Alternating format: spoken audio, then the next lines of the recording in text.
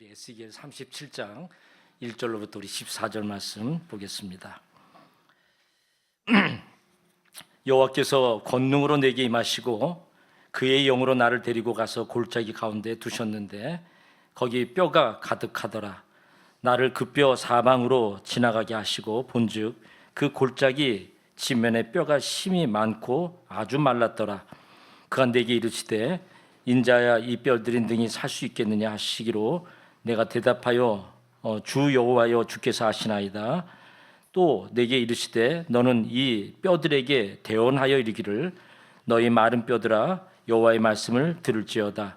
주 여호와께서 이 뼈들에게 이같이 말씀하시기를 내가 생기를 너희에게 들어가게 하리니 너희가 살아나리라. 너희 위에 힘줄을 두고 살을 입히고 가죽으로 덮고 너희 속에 생기를 넣으리니 너희가 살아나리라. 또 내가 여호와인 줄 너희가 알리라 하셨다 하라. 이에 내가 명령을 따라 대언하니 대언할 때 소리가 나고 움직이며 이 뼈 저 뼈가 들어맞아 뼈들이 서로 연결되더라. 내가 또 보니 그 뼈에 힘줄이 생기고 살이 오르며 그 위에 가죽이 덮이나 그 속에 생기는 없더라. 또 내게 이르시되 인자야 너는 생기를 향하여 대언하라.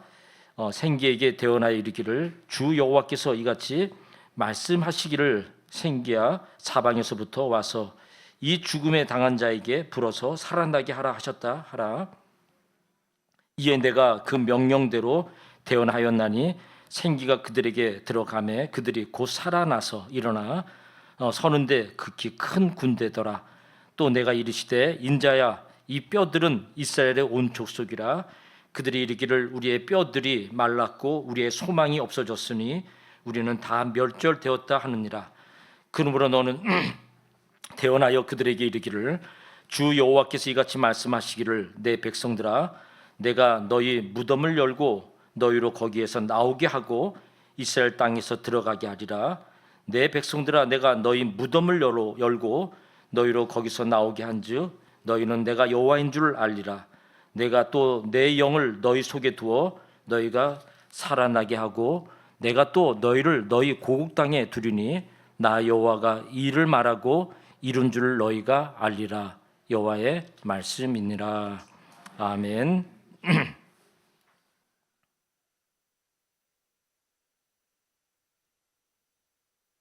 우리 모두는 세상에 태어나는 순간 인생 여정을 걸어갑니다. 그 인생이라는 것은 삶과 죽음 사이에 살아가는 모든 과정을 말하는 것입니다. 태어나서 또 주신 생명을 가지고 살다가 또 하나님의 정하신 그때 우리는 모든 것을 내려놓고 이제 우리는 또 영원한 나라로 이어져 가는 삶으로 이어지게 되지요. 여러분 삶과 죽음 뗄래야 뗄 수 없는 것이 우리 인생 여정이고 다만 우리 그리스도인들에게 아니면 모든 인간들에게 반드시 또한 기억해야 될 부분이 뭐냐면 우리의 삶은 이 땅에 잠시의 여정을 거쳤다가 영혼의 삶으로 이어지는 여정인 것이에요. 근데 반드시 거기에는 이 죽음이란 과정을 통과해야 한다는 겁니다.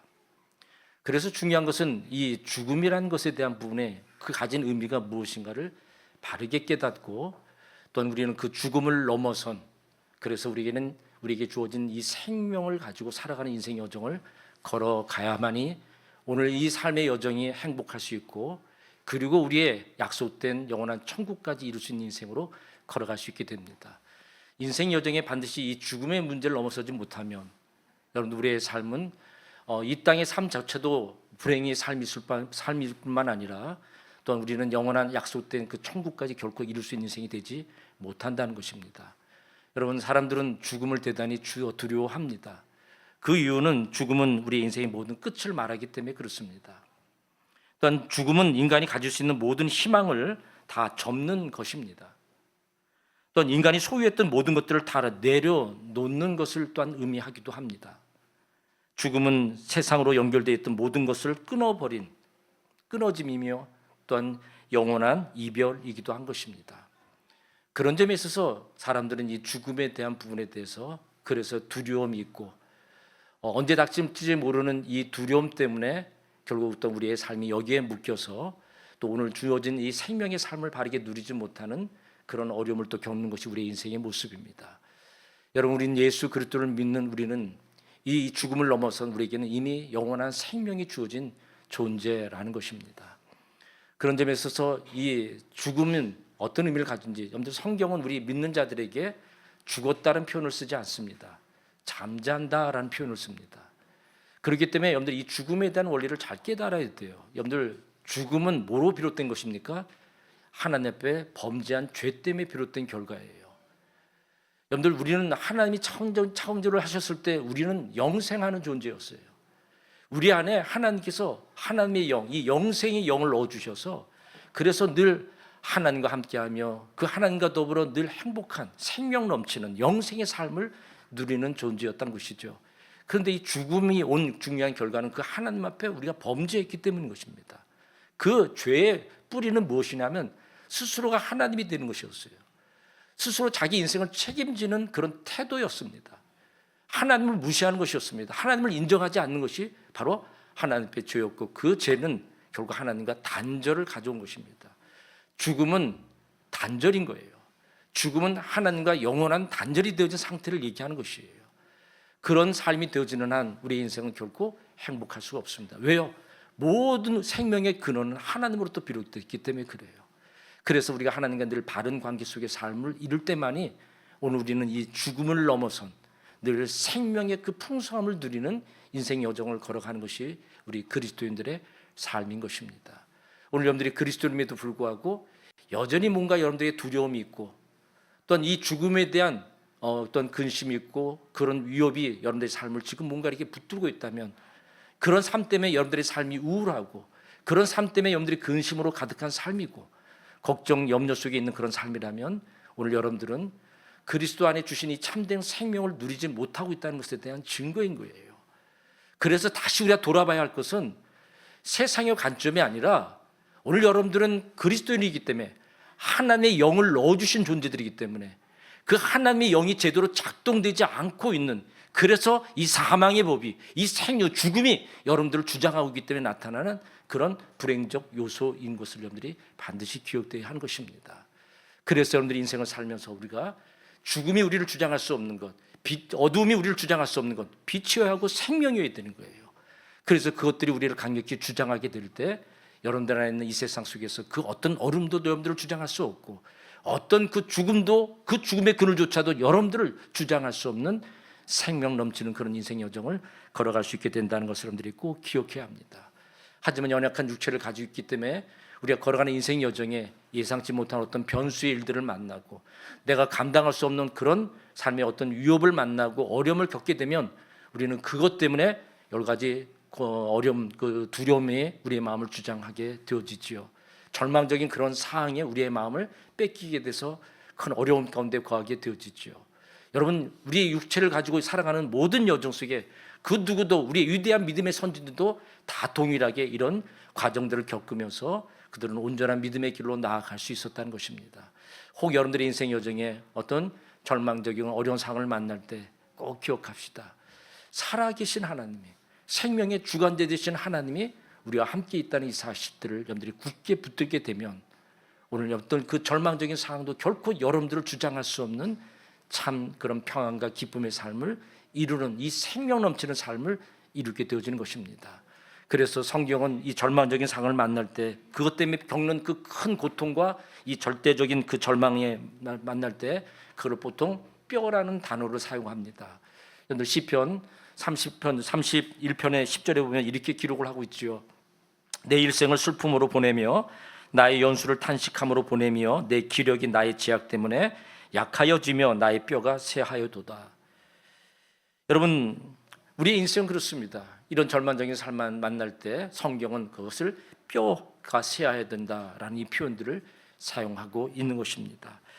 여러분, 오늘 에스겔서를 통해서 우리의 이 37장을 통해 소개해주고 있는 이 역사적인 배경은 그런 이스라엘의 상황에 놓여져 있는 상황이지요.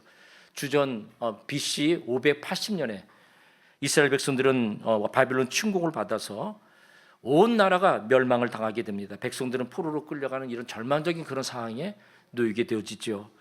에스겔은 이런 절망적인 조국의 현실을 끌어안고 그래서 하나님께 비나가 기도하는 가운데 하나님께서 그에게 나타나셔서 환상 가운데 이 마른 뼈의 골짜기로 바로 그를 인도하셔서 그 상황을 지금 눈으로 보게 하셨던 것입니다.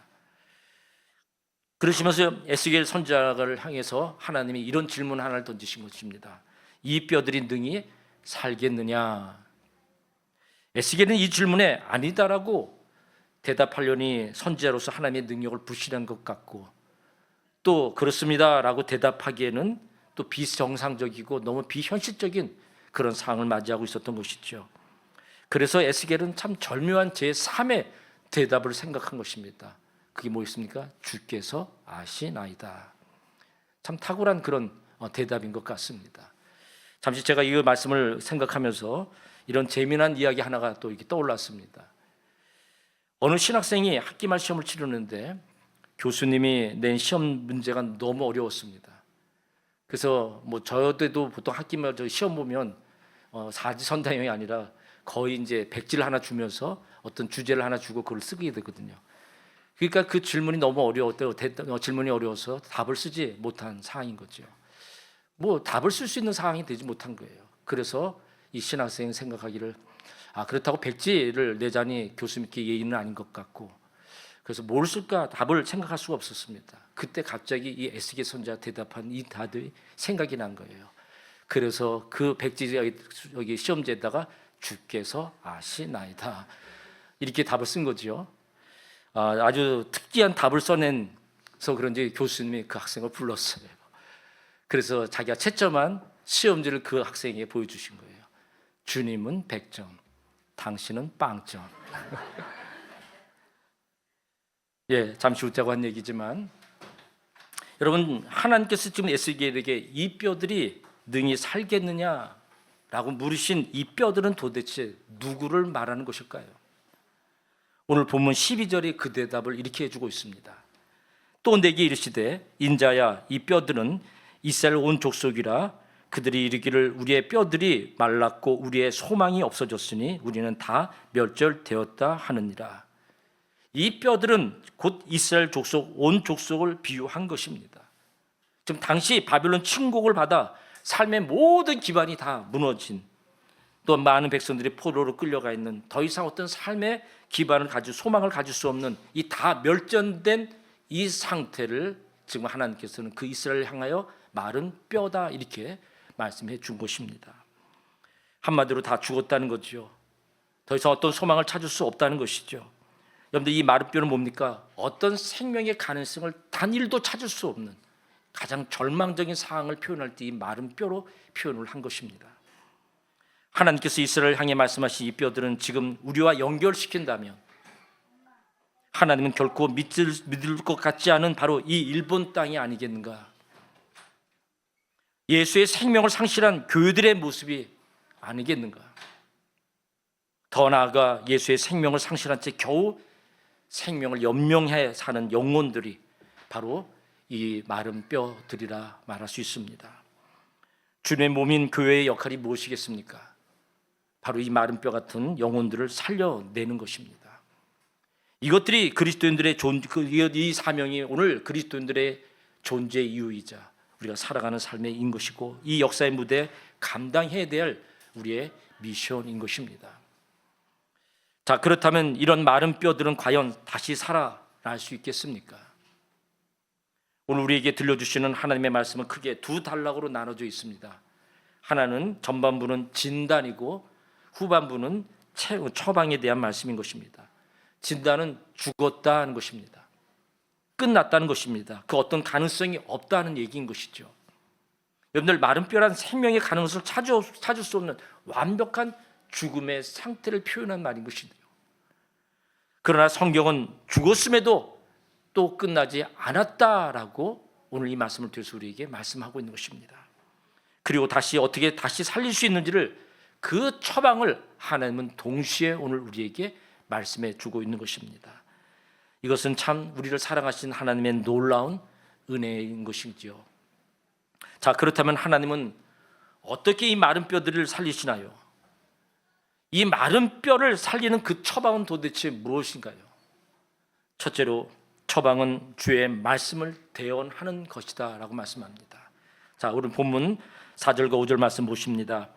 너는 이 모든 뼈에게 대언하여 이르기를 너희 마른 뼈들아 여호와의 말씀을 들을지어다. 주 여호와께서 이 뼈들에게 이같이 말씀하시기를 내가 생기를 너희에게 들어가게 하리니 너희가 살아나리라.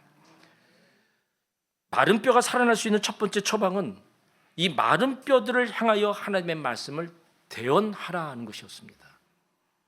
에스겔 선지자가 이 불가능한 명령에 순종하여 하나님의 말씀을 대언한다면 하나님은 그 마른 뼈에 생기를 넣어 다시 살리신다라고 말씀해 주고 있는 것입니다.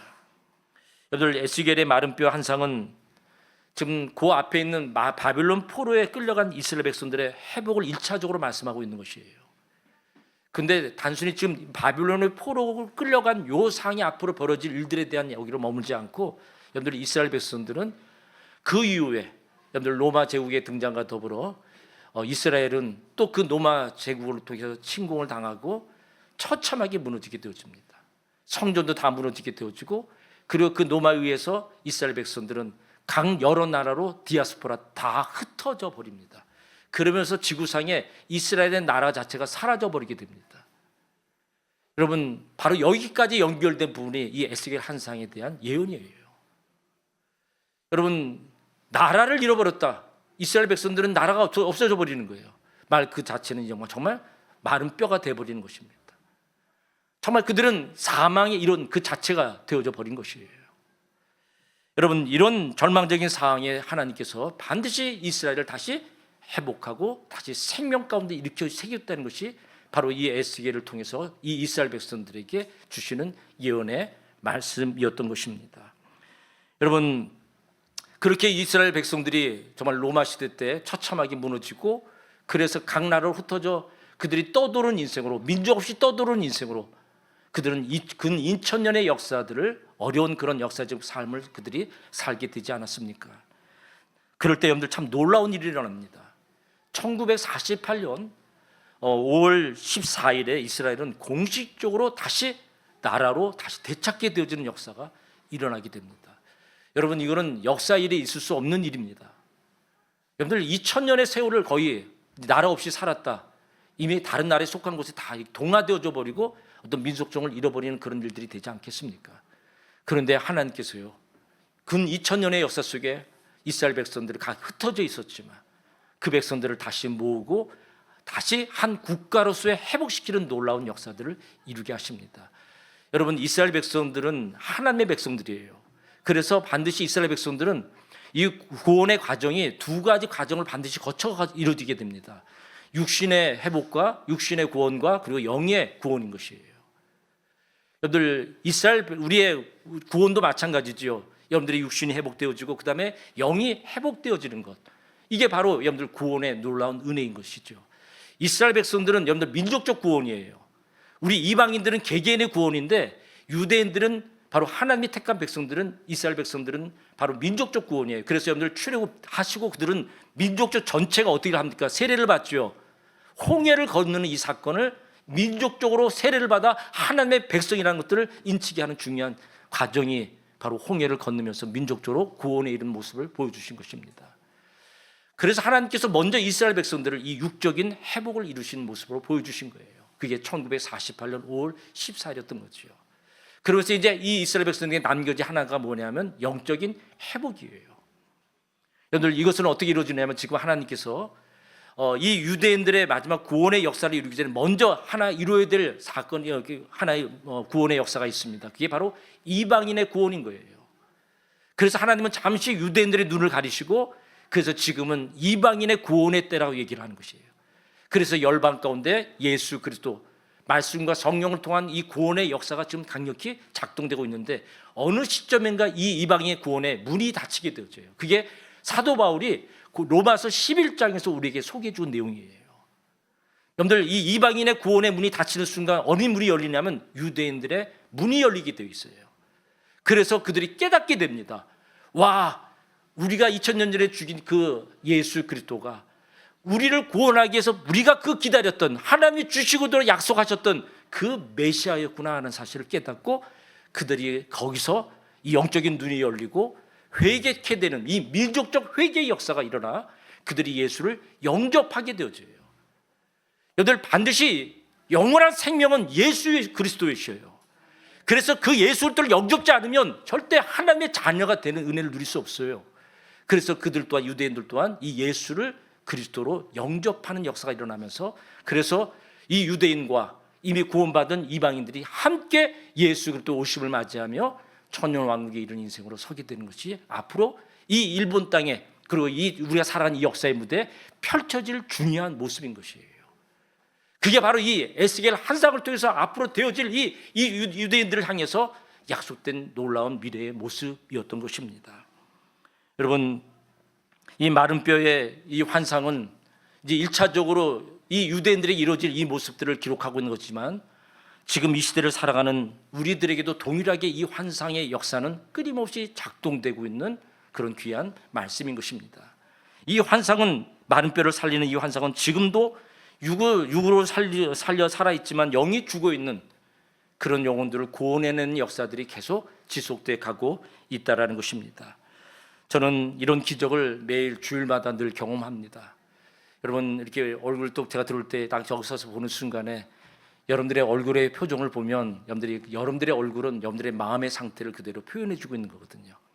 어떤 분은 얼굴이 환한 모습으로 막 생기의 모습이 넘치는 모습으로 오는 사람이 있는가 하면 어떤 사람은 완전히 얼굴이 거의 죽상을 하고 옵니다.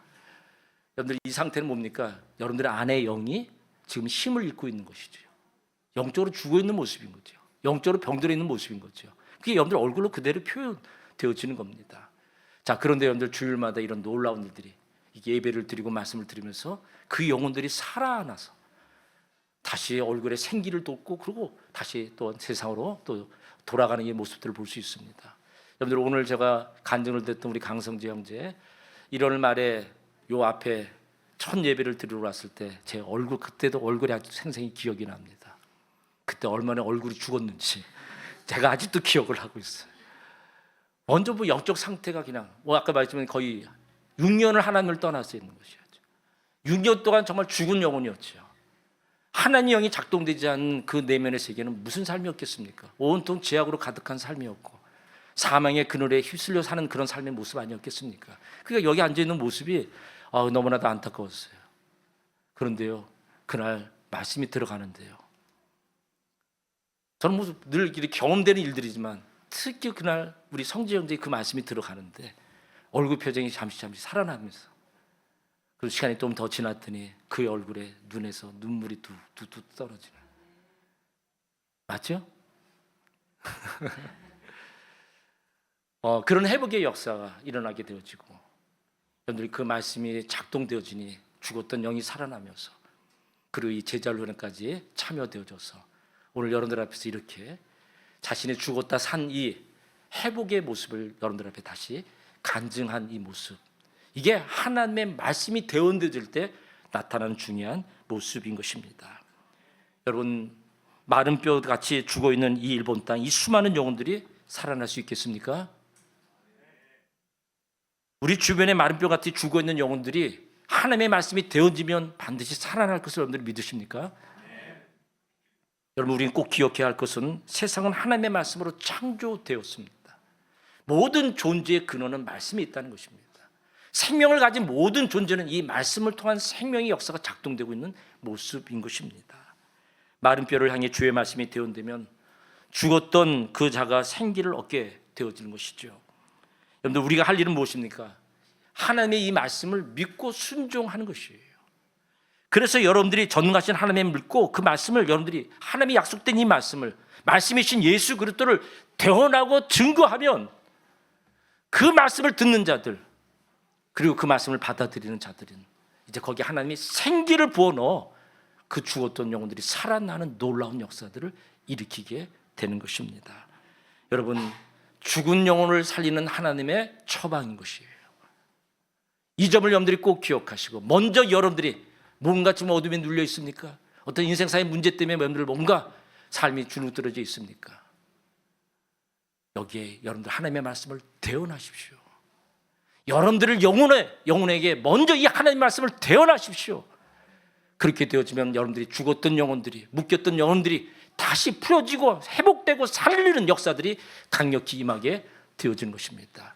하나님의 말씀만이 우리의 영혼을 살리는 유일한 말씀인 것을 기억하고 여러분들의 영혼에 끊임없이 이 말씀을 대원하셔서 항상 생기 넘치는 생명의 역사가 작동되는 하나님의 거룩한 백성들 다 될 수 있길 축원합니다. 오늘 여러분들이 그 말씀을 가지고 여러분들의 삶의 현장에 일못 땅에 여러분들 마른 뼈 같은 이 땅 위에 그 대원의 말씀을 강력히 선포하시며 사십시다. 그 말씀이 어떻게 이 백성들을 살려내는지, 이 마른 뼈에게 어떻게 생명의 역사를 일으키는지 여러분들 한 분 한 분이 그의 주인공이 다 될 수 있기를 바랍니다. 두 번째 처방은 무엇입니까? 성령을 향해 대언하라는 것이었습니다. 여러분, 하나님께서 마른 뼈를 살리는 두 번째 처방을 내리는 전에 우리 본문 먼저 7, 8절 말씀을 다시 한번 보겠습니다. 하나님의 말씀이 대언될 때 마른 뼈들에게 어떤 일들이 일어났는지를 보여주고 있습니다. 내가 명령을 따라 대언하니 대언할 때 소리가 나고 움직이며 이 뼈 저 뼈가 들어맞아 뼈들이 서로 연결되더라. 내가 또 보니 그 뼈에 힘줄이 생기고 살이 오르며 그 위에 가죽이 덮이나 그 속에 생기는 없더라. 여러분, 에스겔이 말씀을 대언하자 마른 뼈들이 맞춰지고 힘줄이 생기고 살이 오르고 또 가죽이 입혀지게 됩니다. 말 그대로 이제 사람의 형태가 다시 형성됐다는 것을 얘기하는 것이에요. 그런데 문제죠, 한 가지가 부족하죠. 생기가 없었다라고 얘기합니다. 그래서 하나님께서 둘째 처방을 지시한 것이 바로 이어진 9절에 이렇게 말씀해 주고 있습니다. 또 내가 이르시되 인자야 너는 생기를 향하여 대언하라. 생기에게 대언하여 이르기를 주 여호와께서 이같이 말씀하시기를 생기야 사방에서부터 와서 이 죽음을 당한 자들에게 불어서 살아나게 하라 하셨다 하라. 자, 이번에는 생기에게 대언하라고 얘기합니다. 자, 그렇다면 이 생기는 무엇일까요? 여러분들, 이 생기를 지금 이 원문에 기록되어 있는 이 원문에 보면 뭐로 표현되어 있냐면 르하으란 단어를 쓰고 있어요. 이 단어는 호흡이라고도 번역을 하지만 이 단어는 보통 성경 안에서 르하으란 단어는 바로 성령을 말할 때 또 사용하는 단어입니다. 그런데 지금 하나님께서 에스겔에게 이 생기를 향하여 대언하라고 말씀하고 있습니다. 자, 9절을 다시 봅니다. 인자야 너는 생기를 향하여 대언하라. 생기에게 대언하기를 이르기를 주 여호와께서 이같이 말씀하시기를 생기야 사방에서부터 와서 이 죽음을 당한 자에게 불어서 살아나게 하라 하셨다 하라. 자, 여기서 주목할 단어가 불어서라는 단어입니다. 이 단어는 히브리어로 나파흐라는 단어를 씁니다. 여러분들, 이 나파흐라는 이 단어를 다른 성경에서 동일하게 사용되는 구절 하나가 있어요. 그게 창세기 2장 7절 말씀입니다. 9절 말씀입니다. 이렇게 기록하고 있습니다. 여호와 하나님이 땅에 흙으로 사람을 지으시고 생기를 그 코에 불어넣으시니 사람이 생명이 되니라. 여기 그 코에 불어넣었다가 이게 라파흐라는 단어를 동일하게 쓰고 있어요. 하나님께서 흙으로 인간을 만드시고 생기를 코에 불어넣자 사람이 생명이 되었다는 겁니다. 자, 그 생기를 누하으라 얘기하고요. 그 생기는 하나님의 호흡 성령이라 드렸습니다. 다시 말해서 지금 에스겔을 통해 이 마른 뼈에 생기를 불어넣는 살리는 이 환상은 인간 창조가 재현되고 있는 모습을 다시 보여주고 있는 거예요. 아담은 흙으로 빚어 그에 생기를 불어넣어서 창조된 거라면 이 마른 뼈 환상은 마른 뼈에 직접 말씀으로 대언하고 생기를 불어넣음을 통하여서 다시 사람을 재창조하시는 사건을 보여주고 있는 내용인 것입니다. 여기서 중요한 사실 하나를 깨닫게 됩니다. 하나님께서는 인간을 창조하실 때 두 공정 과정을 거치셨다는 것을 보여주고 있는 거예요. 말씀으로 사람을 빚으시고 그 코에 하나님의 영을 넣으심으로 비로소 생명이 되게 하셨다는 거죠. 그래서 성경은 매우 일관성 있게 늘 얘기하는 거예요. 말씀과 성령 안에 거하는 삶을 살 때만이 여러분들이 참 생명을 누리는 삶이 되는 거예요. 하나님이 우리 인간을 생명 가운데 만드신 그 본질이 그렇게 말씀과 성령 안에서 우리를 만드셨기 때문에 그것이 곧 영생하는 그런 본질이기 때문에 그래서 오늘도 여러분들 그리스도인들이 늘 예수의 그 풍성한 여러분들 구원은 예수 그리스도를 통하여 여러분들이 먼저 죄 가운데 있는 그 죄를 깨트리고 이제 여러분들이 예수 그리스도의 그 은혜로 회복되는 거예요. 죽었던 영을 다시 살린 거예요. 그러면 그 산 영이 지속적인 하나님의 그 생명을 누리는 삶으로 이어지기 위해서는 반드시 지속적인 말씀과 성령 안에 거하는 살 때만이 여러분들이 예수의 그 생명의 풍성함을 누리는 인생으로 살아갈 수 있게 되는 것이에요. 마치 여러분들 우리가 육신의 생명을 지속하기 위해서 늘 밥을 먹고 물을 마시는 것처럼 오늘 우리의 영이 항상 말씀과 성령을 통하여서 지속되는 공급이 되어져야 우리는 그 예수의 생명의 그 풍성함을 누리는 삶으로 늘 누릴 수 있게 되는 삶이 되는 것입니다. 이것이 단절되어지면 여러분들 오늘 우리의 삶은 껍데기만 있는 사람의 형태만 가지는, 그러면서 우리의 삶의 모든 삶의 방법은 짐승의 본성을 가지고 살아가는 존재로 되어지는 것입니다.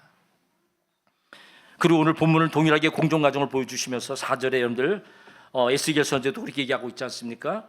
뼈들에게 대언하여 이르기를 너희 마른 뼈들아 여호와의 말씀을 들을지어다 이렇게 얘기하고 있고, 또 9절에 또 뭐 있습니까? 인자야 너는 생기를 향하여 대언하라, 성령을 향하여 대언하라 이렇게 얘기하고, 말씀과 성령이 계속 성경마다 일괄되게 반복하여 오늘 우리에게 주시는 메시지인 것입니다.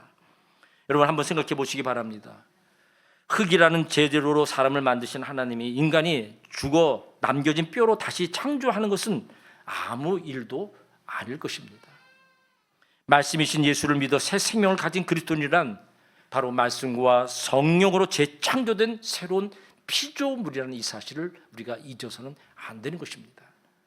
죽었던 영이 다시 살아나는 것은 말씀의 씨가 성령의 역사로 거듭나게 하신 것이에요.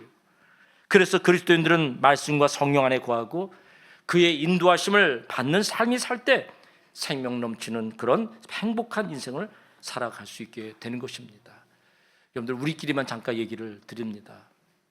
여러분 하나님께서 흙으로 재료로 만드실 때 사람도 동일한 흙의 재료로, 짐승도 동일한 재료로 만드신 거예요.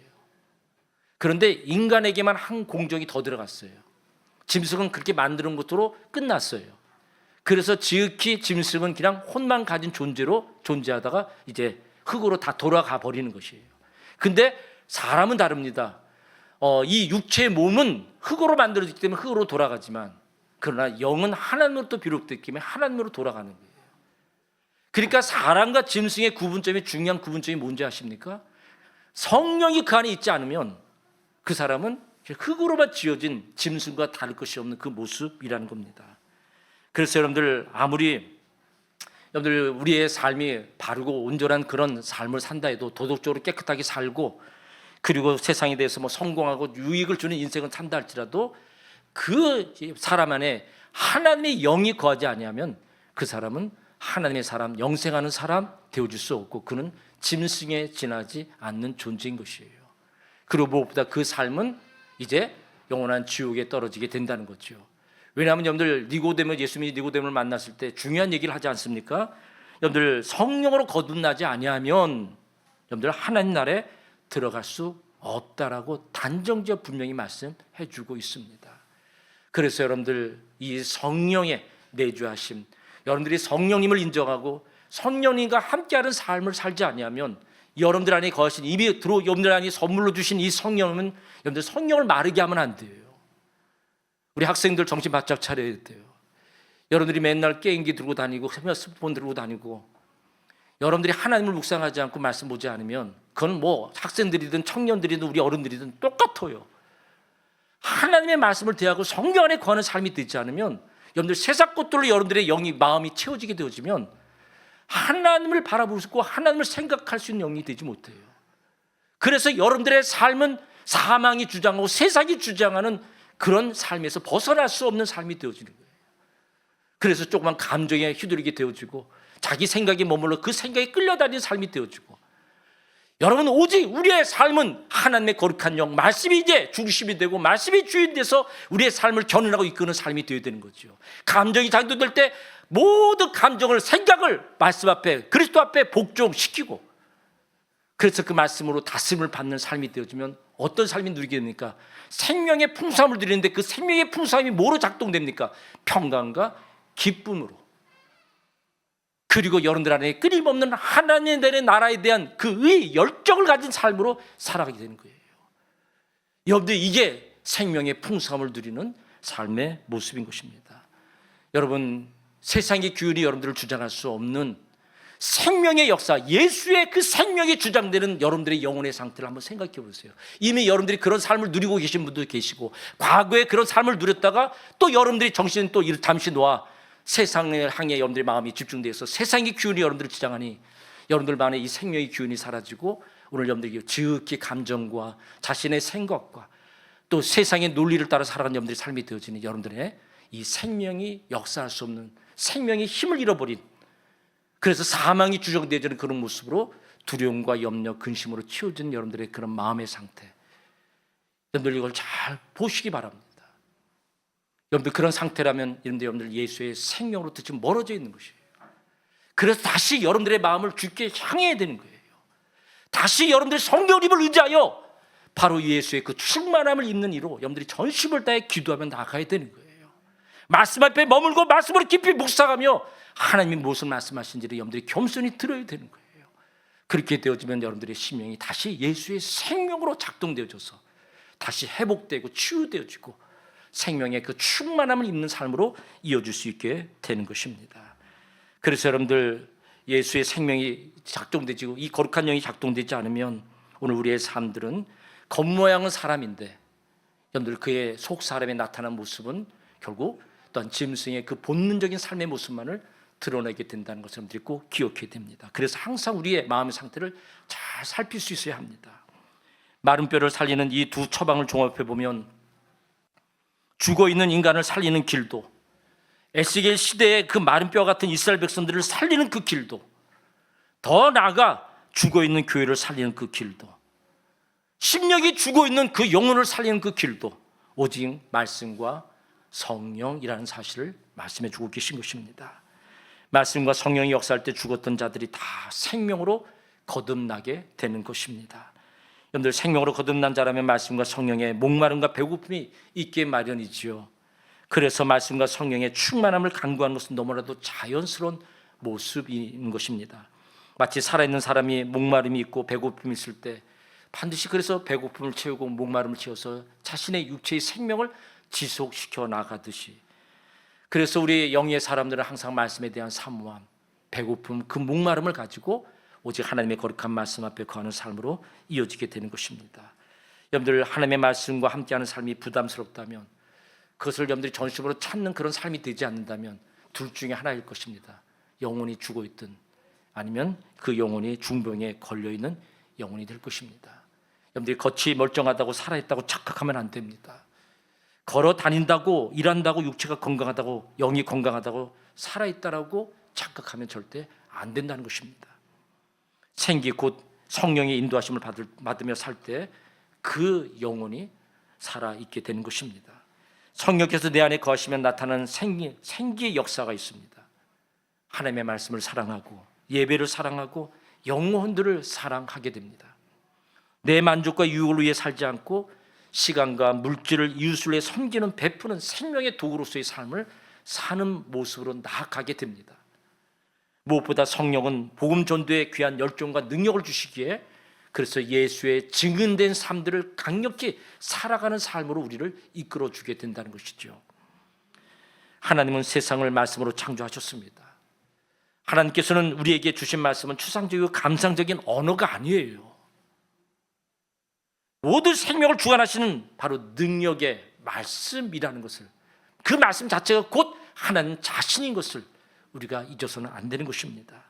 그 말씀의 능력을 믿음으로 믿는 사람들에게 주셔서, 그래서 그들을 통해서 마른 뼈 같은 일본 땅에도 하나님의 영이 없어 죽은 영혼들에게 대언하여 살리시기를 원하시는 것입니다. 마른 뼈 같은 이 세상의 그리스도인들의 책임이 무엇이겠습니까? 바로 이 마른 뼈 같은 세상을 향해 끊임없이 대언하고, 그리고 그 죽은 영혼들을 향해 대언함을 통해서 살리는 이 놀라운 일을 우리가 계속 이루시기를 원하신 것이 바로 하나님께서 우리를 향한 하나님께서의 말씀이신 것입니다. 반드시 여러분들 그렇게 말씀이 또한 성령이 대언되는 곳마다 놀라운 부흥의 역사가 지난 과거에 우리 역사 속에서 이루어졌고, 또한 동일하게 오늘도 또 앞으로 모든 미래도 이 하나님의 말씀이 대언되는 놀라운 일들 안에 어떤 변화들이 일어나게 되는지 오늘 본문 또한 10절이 이렇게 말씀해 줍니다. 이에 내가 그 명대로 대언하였더니 생기가 그들에게 들어가매 그들이 곧 살아 일어나서 서는데 극히 큰 군대더라. 극히 큰 군대가 된답니다. 하나님의 군대가 됩니다. 여러분, 우리 한국 교회가 1907년에 선교사들에서 복음이 들어왔을 때 조선 땅은 정말 절망적인 땅이었습니다.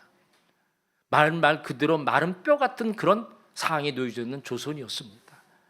그러나 그곳에 정말 자기의 생명을 던진, 그래서 말씀을 대언한 이 선교사들, 또 그 말씀을 듣고 또 하나님의 사람으로 회복된 그들이 정말 말씀 앞에 머물고 그 말씀을 대언하면 놀라운 부흥의 역사를 이루게 됐지요. 1907년도 바로 평양에 있는 장대원 교회 성도들이 모였고 선교사들이 모여서 하나님의 말씀 앞에 머무는 순간에 그들은 놀라운 그런 회개의 역사가 일어났습니다. 하나님의 그 말씀이 그들의 심령을 비추기 시작할 때 자신들이 얼마나 큰 죄인인가를 깨닫게 되고 강력한 회개의 역사가 일어나고 그 회개를 통한 교회의 놀라운 회복이 일어납니다. 그리고 그 부흥은 이번 평양 일대가 거의 다 예수를 믿는 그런 놀라운 변화를 일으키고 그 부흥의 불길은 한반도 전체에 흘러가 새로운 부흥의 지금 한국교회를 이루는 이런 놀라운 부흥을 이루는 계기를 마련하게 되었습니다. 놀랍지 않습니까? 그 작은 부흥의 역사가 이제 이 말씀이 대언되고 성령이 대언되었을 때 한국의 그 영혼들이 살아나고 그 하나님의 큰 군대가 되어서 지금도 이 마지막 시대 때 모든 열방에 이들이 하나님의 말씀을 대언하여 많은 영혼들을 살리는 우리 대한민국의 교회가 되어주고 우리 조국이 되었다는 이 사실을 꼭 기억해야 합니다. 저는 이 부흥의 역사가 반드시 일본 땅에도 일어날 것을 저는 믿습니다. 왜냐하면 일본 땅은 여러분 순교의 피가 30만 명의 그런 순교의 피가 여전히 이 땅을 적시고 있습니다. 그들의 탄원이 하나님을 향해서 계속 외쳐지고 있어요. 어찌 이 백성들을 하나님이 외면하시겠습니까? 그래서 이 사명을 우리 한국교회에 주셔서 지금 너무나도 많은 선교사님이 들어와서 이 귀한 사역들을 감당하고 있지 않습니까? 여러분들의 부르심과 또 여러분들이 오늘 이 일본 땅에 살게 하시는 하나님의 교회가 되게 하신 그 중요한 근거가 무엇이겠습니까? 오늘 여러분들을 통해서 다시 한번 하나님의 말씀이 이 백성들을 향해 대언되어지고 이 성령을 대언하는 여러분들의 삶을 통해서 이 땅에 다시 한번 거룩한 부흥의 불길을 일으키기를 원하신다는 것입니다. 이게 오늘 우리의 부르심이고 오늘 이 역사의 무대, 오늘 우리 삶의 현장이 이 일본 땅에 살게 하시는 중요한 근거임을 우리가 잊지 말아야 하는 것입니다. 반드시 마른 뼈 같은 일본 땅에 오늘 여러분들을 통해서 새로운 이 부흥의 역사가 이 땅에 일어나게 될 것입니다. 선교는 인류의 구원자 되신 예수 그리스도를 전하고 죽은 영혼들을 살리는 사역입니다. 오늘날 이 세상의 불행은 소유의 부족이 아닙니다. 자꾸 인생의 불행을 여러분들 외적인 영역, 세상의 영역에서 찾지 마셔요. 여러분들은 적어도 하나님이 살아계심을 믿고 하나님의 영으로 여러분들이 다시 하나님의 사람이 되었다는 사실을 믿는 사람들입니다. 여러분들의 모든 삶의 승패는, 행복과 불행은 오직 하나님에 연결되어 있습니다. 그래서 여러분들이 하나님께 초점을 맞추고 다시 한번 여러분들의 시선이 하나님의 중심에 두어서 자신이 지금 영적 상태가 어떤지를 깊이 살피고, 그래서 오늘 나의 지금 이 불행은 어디서부터 비롯된가를 다시 한번 하나님 말씀 앞에 머물러 다시 깊이 생각하면 분명히 여러분들이 하나님 앞에 바르지 못한 어떤 삶의 모습들이 있기 때문에 비롯된 모습들일 것입니다. 정말 하나님을 전적으로 의지하지 않는, 하나님만을 나의 삶의 주로 삼지 않는, 그래서 하나님의 온전한 말씀 앞에 구하고 말씀에 순종하지 않는 삶이 오늘 여러분들의 삶에 그런 어려움을, 그런 불행을 만드는 중요한 요인이 있다는 것을 다시 한번 깊이 기억하고, 오늘 그런 심령에 여러분들이 하나님을 찾으면, 하나님의 말씀을 또한 성령을 대언하면 반드시 그 말씀과 성령은 여러분들의 그 무너진 삶을 회복하고 마른 뼈 같은 죽어있는 영혼을 다시 회복하는 이 놀라운 역사들을 일으키게 될 것을 여러분들이 꼭 기억하시기 바랍니다. 그렇다면 오늘 우리는 성령과 이 말씀을 우리가 모든 삶의 중심을 두고 산다는 것은 무엇을 말하는 것이겠습니까? 늘 십자가로 무장하는 삶이 되어야 된다는 것을 말하는 것입니다. 여러분들, 십자가는 예수 그리스도의 그 죽으심, 말씀이신 예수님의 그 죽으심과 바로 그 죽으심 가운데 있는 예수 그리스도를 성령의 능력으로 다시 살려내신 바로 말씀과 성령의 중심이 바로 십자가인 것입니다. 십자가는 뭡니까? 죽은 영혼들을 살리신 하나님의 구원의 능력이라 말씀하고 있지 않습니까? 그래서 오늘 여러분들이 십자가는 가장 자기를 가장 낮추는 자리예요. 자기 자신을 죽이는 자리예요. 자기를 부인하는 자리예요. 가장 낮은 자리에 여러분들이 내려가시면 거기는 여러분들 가장 낮은 곳에 뭐가 모입니까? 물은 가장 낮은 곳에 다 모이게 돼 있어요. 물은 무엇을 의미합니까? 성령을 의미하는 것이에요. 그래서 예수 그리스도께서는 가장 낮은 곳에 머물렀기 때문에 가장 강력한 성령의 능력을 가지고 이 세상에 위대한 하나님의 나라의 사명을 감당했고 십자가까지 죽는 그 길까지 걸어갈 수 있었던 것을 기억하시기 바랍니다. 그래서 십자가 앞에 얼마나 날마다 나를 낮추면, 겸손한 자리에 머물면 거기는 성령의 충만한 은혜가 작동되어져서, 그래서 늘 말씀과 성령 안에 거하는 삶을 이룰 뿐만 아니라 그 말씀과 성령을 대언하는 삶을 통해서 많은 영혼들을 살리는 귀한 역사들을 일으키게 될 것입니다. 십자가만이 우리의 자랑이 되어야 되고 십자가만을 의지하는 그 믿음의 길을 걷는 여러분들의 삶을 통해서 반드시 하나님은 이 시대의 많은 영혼들을 살리는 귀한 역사들을 이루게 하실 것입니다. 제가 이 말씀을 준비하면서 다시 한번 정말 중요한 사실 한 가지를 깨닫게 된 것이 있습니다. 여러분, 하나님의 말씀과 성령이 역사하는 순간 도저히 가망 없는 이 마른 뼈들이 가득한 일본 땅에도 반드시 뼈가 맞춰지고 근육이 붙고 그리고 생명의 역사가 작동되는 이런 놀라운 변화가 분명히 일어나게 되는 그런 큰 군대를 일으키는 역사가 반드시 일본 땅에도 일어나게 될 것입니다. 그런데 놀라운 사실 하나를 우리가 꼭 기억해야 됩니다. 하나님의 말씀과 하나님의 영으로만 살아날 수 있다는 이 믿음을 가진 자들을 통해서 하나님의 사람들에게 말씀과 성령으로 태어난 여러분들의 삶을 펼친다면 하나님은 반드시 그 영혼들을 통해서 이 귀한 일을 이루시게 될 것입니다. 문제는 이것입니다. 하나님 없이는 우리는 단 어떤 한 가지도 할 수 없을 뿐만 아니라 하나님은 바로 우리가 없이는 어떤 일도 하지 않으신다라는 것입니다. 이 점을 잘 기억하셔요. 우리는 하나님 없이 그 어떤 일도 할 수 없습니다. 하나님은 우리 없이 또한 그 어떤 일도 행하시지 않으신다는 것입니다. 그래서 오늘 이 시대 여러분들이 하나님이 일하실 수 있는 그 한 사람이 되어야 한다는 것입니다. 여러분들이 그 한 사람이, 여러분들이 하나님이 일하실 수 있는 그 한 사람이 되어줄 때, 그래서 여러분들이 말씀을 대언하고 성령을 대언하는 그 한 사람이 되어준다면 하나님은 그 영혼을 통해서 반드시 여러분들의 주변에 놀라운 그 마른 뼈를 살리시는 역사들을 일으키고 일본 땅을 회복시키고 일으키는 이 놀라운 역사들을 일어나게 하실 것입니다. 여러분 한 분 한 분이 그 주인공이 꼭 되시기를 주의 이름으로 축원합니다. 아멘. 우리 다 같이 일어나십시다.